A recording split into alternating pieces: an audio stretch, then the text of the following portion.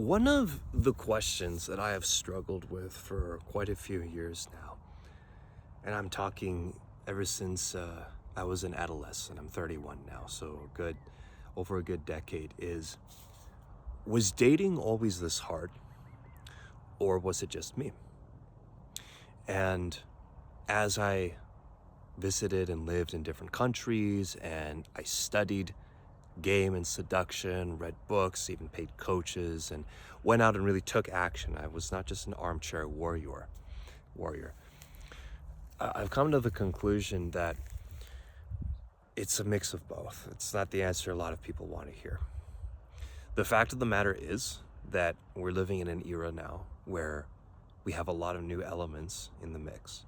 Social media was not a thing, even I would say, basically 15-ish years ago, a little bit over that, right? Facebook came out in 2008? There was MySpace, of course, that was before my time.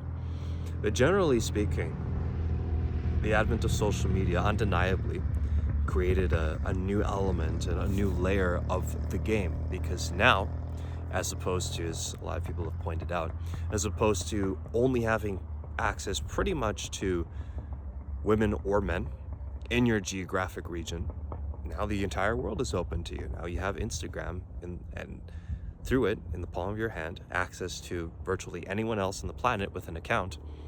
Doesn't mean that they're going to reply to you if you send them a message, but you can reach them. You can put up a story or a video or an image, and it will have a ton of reach that otherwise couldn't be achieved just by, I guess you could say, analog means or real world means. Back to the topic. A lot of guys online will lament the fact that this is happening, and they will blame the attitudes of women and all that on all the new developments that have occurred. And then, oddly enough, you have a different subset of men who are thankful, and they feel like this is great because it's made things a lot easier. A lot of women feel a lot less shame regarding being sexually open and having fun. And so they might have already had advantages before. They would have had these advantages even if social media hadn't come into the mix. And now it's just amplified their reach. So it's the Matthew principle at work. And the way most people know that principle is the rich get richer, the poor get poor. The successful become more successful, and the failures fail even more. And so, again, back to the topic, because I don't want to get too convoluted. This idea that dating is a lot harder than it used to be, and that the game has changed, it's true in some ways. But at the same time, there's actually a lot of things that haven't changed at all. The fact of the matter is, if you really take this seriously and you go into all the stuff that I've learned, and you have your own path, of course, you go out and you take action, you visit different cities, you do the cold approach thing, day game, night game, reading books, online game, all this kind of stuff. In a lot of cases, you'll find that you'll come kind of full circle. In the beginning, you were a beta male, okay? You watched Disney movies, you believed in all these fantasies, you were so nervous about going on that first date. You wanted to treat women with respect, and you thought that they were these pretty little angels. They could do no wrong. And then you go into the red pill, you go into Andrew Tate, the black pill, all of this stuff, the Manosphere. And some of it is right and some of it isn't. Unfortunately, the problem is, like many things nowadays, that truth and falsehood are intermixed. And so it's up to you to discern what's actually going to be effective and what's going to put you behind. So I've observed in myself, and then in quite a few other guys, that when you go way too far to the other end of this, you're also going to be perpetuating your own problems. There's guys who completely subscribe to the stuff that Andrew Tate says. They worship this guy. Every single word, they hang on to it. And they don't get women. Like, they really don't. It's not really a shocker. And it's funny, too, because on the surface, you would think that they're doing a lot of things that would get them that kind of female attention that they're looking for from like the highest quality women, the best looking, the ones with the best character, the smartest ones, and so forth. But a lot of these guys, even though they're basically caricatures of Tate at this point. They're doing kickboxing or some kind of martial art. They're going to the gym.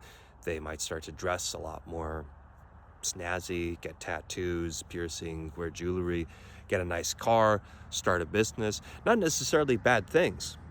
In fact, some of them are pretty good and beneficial objectively.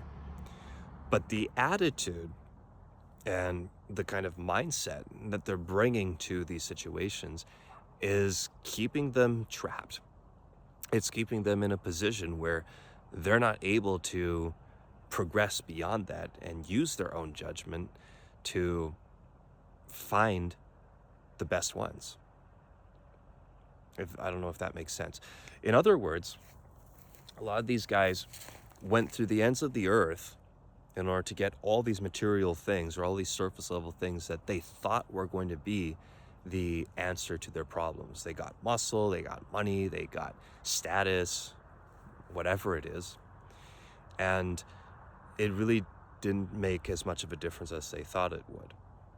Okay, even if you didn't do all those things, even if you don't subscribe to Andrew Tate and these kinds of guys, if you started doing any of these things in the pursuit and with the ambition of having more options in dating, a lot of us, if we're honest with ourselves, have found that actually that stuff wasn't really necessary, but it turned you into a different person.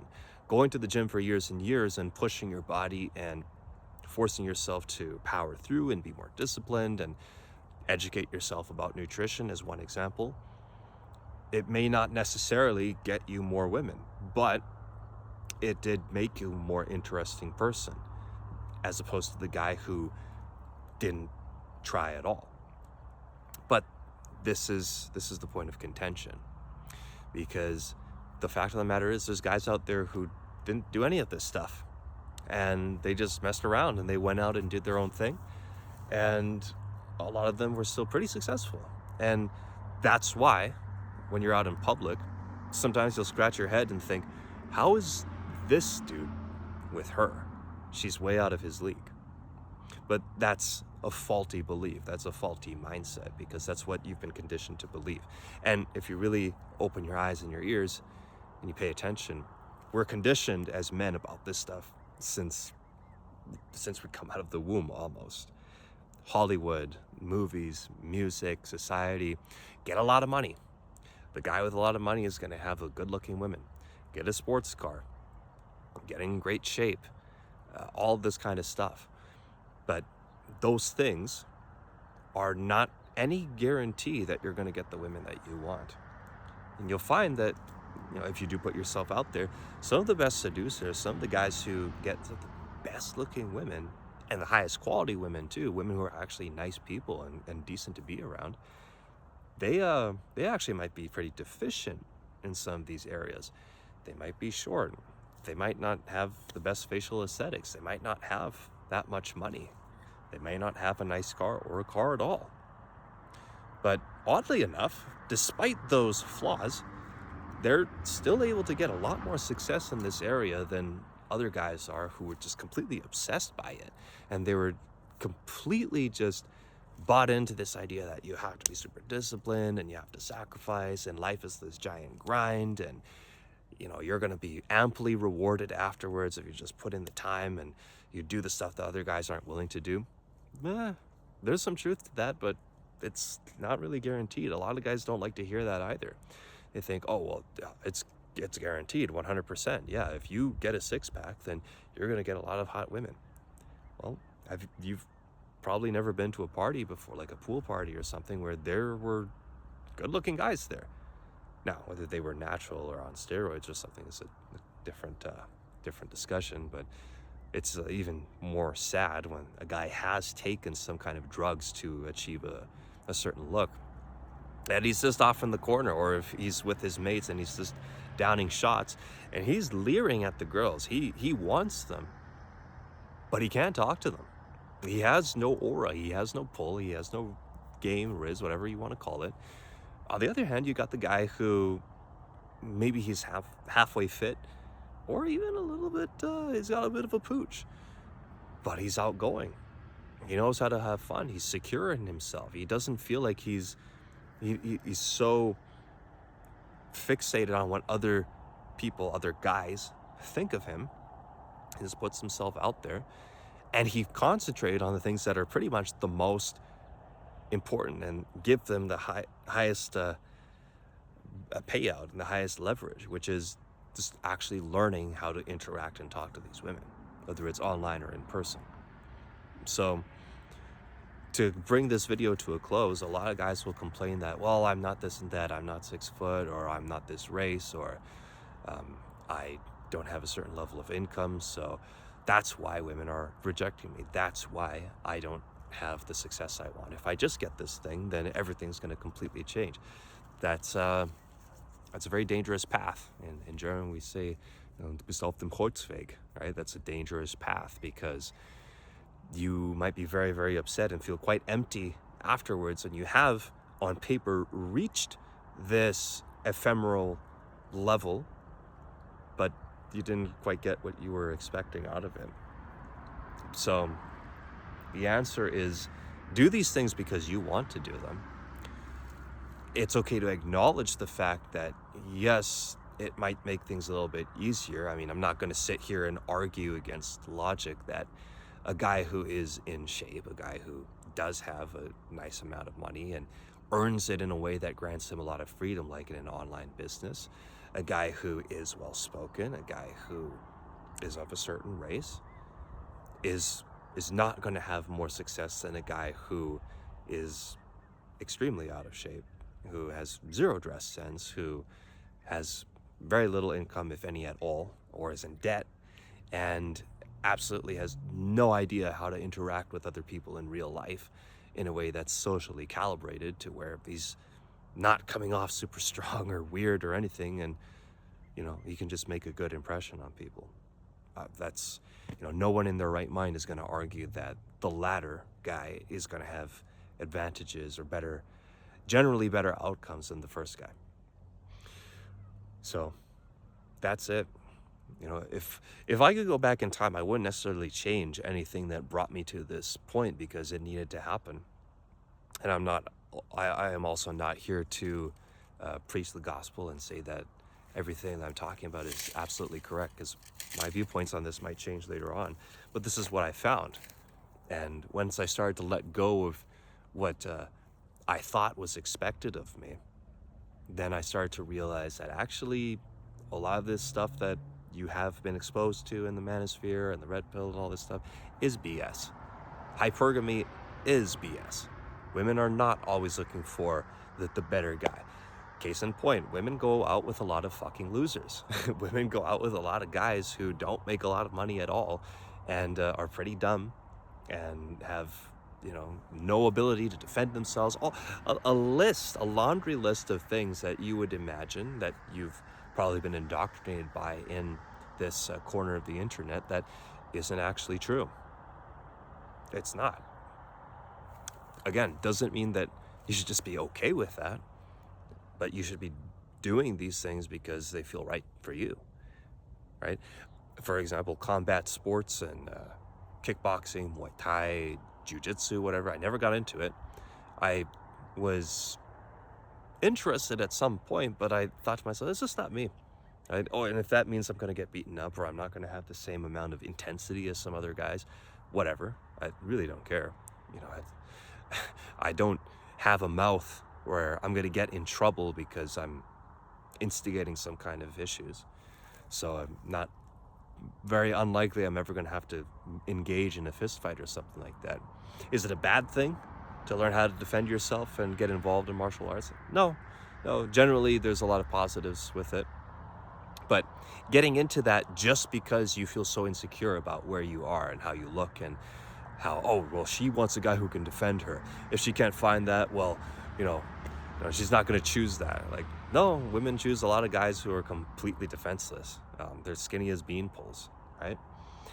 So, if you look for it, you can generally no, not even generally, you can unequivocally find plenty of real world examples of guys who really don't fit a lot of these arbitrary criteria that these guys have put out there. And yet they're going out with very desirable women. And then you have, like I said earlier, these guys who they followed the steps and they they manned up and they decided that they were going to be like this. And they might have, I'll tell you right now, there aren't a lot of worse things in the world than having made a bunch of money and really put yourself through the ringer, only to come out on the other end just being lonely and still not having the thing that you wanted originally, and then seeing other guys who are younger or dumber or not as good looking and they're getting it. That really tears up a lot of guys internally. And so that brings them to either continuing down the rabbit hole and continuing to double down on the stuff that they've heard and seen and surrounding themselves with negativity on platforms like Twitter or on YouTube or whatever it is, or for the smart ones, they finally take a step back and stop and actually think and consider that maybe I was wrong. Maybe they were wrong. Maybe these guys who were selling me all these ideas were doing just that. They were selling it to me. They didn't care about me. They didn't care about how I was going to feel and if I was actually going to get the life that I wanted. They just wanted to get as many people in the door as possible and then convert us and get $25 out of me for a book or donations on a super chat or $3,000, $5,000, $10,000 for a fucking coaching program, whatever it is. Not saying that coaching programs are necessarily bad, but a lot of them are. You know, so this is it's sad, but it is something that happens a lot, and you see it with a lot of these guys. And the saddest part is a lot of them are never going to hear this message. They're not going to be open-minded, and if they do, it may not be until I'm not going to say it's too late, but it's much later and much harder. They reach their late 30s, their 40s, even their 50s. And last thing I'll tell you, when I hear guys who are around my age or older and they still talk about how all these women suck, all these women are feminists, they hate men and all that stuff, I'm not going to say they're necessarily wrong, because there are a lot of women out there who are very damaged. And a big reason is because they have their own versions of these influencers that men have been exposed to now for the better part of a decade, I'd imagine. And they have also been led astray. And so we have a lot of really psychologically unhealthy people in society who they've got their hands up, they've got their guard up like this because they're anticipating that a jab is going to come their way from the other person. When in reality, all we really need to do is just let go. And that doesn't mean to be naive. That doesn't mean to think that something couldn't go wrong and that there aren't manipulative people out there who put on a facade of being ingratiating and kind and friendly at first, because that does happen too. But being a little bit more open and just a little bit more laid back about it. The ultimate, if we want to go into the very last thing here, this idea of frame, this idea of dominance and power dynamics, the ultimate frame is always going to be not needing to have the frame. You ever come up against, what's a good example here? Let's just say when you were a kid, on the playground or in your group of friends or whatever it was, there was always the one kid who wanted to be the boss, who wanted to say how things should be and assign roles for a game or something like that. And if you upset him, and if you told him no or something like that, he'd stomp his feet, he'd get mad, and people would be afraid. And so a lot of people just decided, well, it's better, it's easier, and it involves a lot less conflict for us to just go along with that and let that person have their way. But they're doing that from a place of, I'm not going to say cowardice, but they're doing it from a place of avoiding conflict, as opposed to consciously saying, okay, let this person have it. right? This person really seems to care so much about having power. Well, let them go ahead, right? At the end of the day, it's not taking anything away from me because I'm making the decision to engage with that. I could also decide that I don't want to be a part of that. And if everyone else decides that, not out of fear, but just, again, consciously saying, no, I don't want to work with you. I don't want to play with you. I want nothing to do with you. Go find someone else. Eventually, that person will go through so many people who come to that same conclusion that either they will have to understand that they have to change their attitude and the way they treat people, or they'll be condemned to continuing to do that for the rest of their life, which is also very sad. Goes for both men and women. Anyways, guys, super long-winded. I know I touch on so many different things. I appreciate you watching, and I hope you have a great day. Take care.